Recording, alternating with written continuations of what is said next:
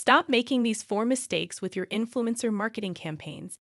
Usually, when you find brands complaining about influencer marketing being ineffective, it's because of one of these 5 common but easily avoidable mistakes.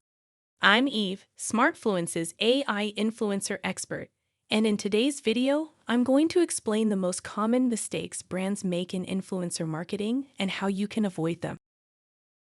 The most common mistake brands make is forgetting to tie their influencer selection to their objectives. Even worse, many brands don't have a defined objective for each campaign and just try optimizing for all objectives at the same time, which leads to none of them optimizing. If your goal is sales, stick to smaller, more authentic influencers. If your goal is awareness, try going for bigger players who can help make your branded hashtags go viral and get you followers. Maybe you're just looking for content creators and their audiences don't matter as much. You can see how jumbling these together would lead to poor results. Blindly trusting influencers without analyzing them is another critical mistake brands make. It's easy to avoid this mistake by using a platform like Smartfluence. You'll immediately know if an influencer's audience is relevant, real, and reachable. Beyond audience analysis, you should also analyze their content. How do their sponsored posts perform?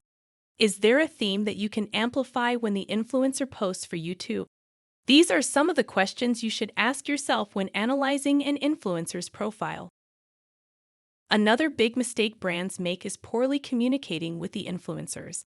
Every brand should begin their influencer outreach with a detailed brief explaining their objectives, compensation, guidelines, terms and conditions, mentions or tags, and of course, licensing.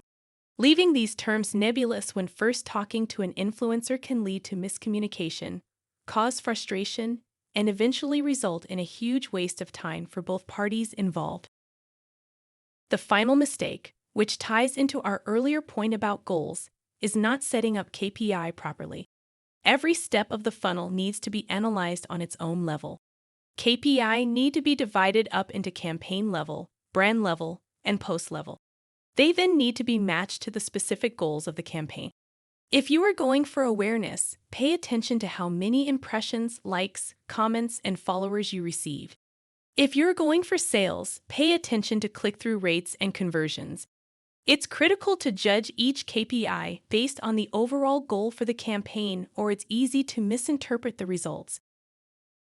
I hope you found our overview useful and that you can now easily avoid these common influencer marketing mistakes.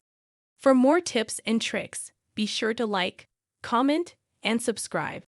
See you on our next video.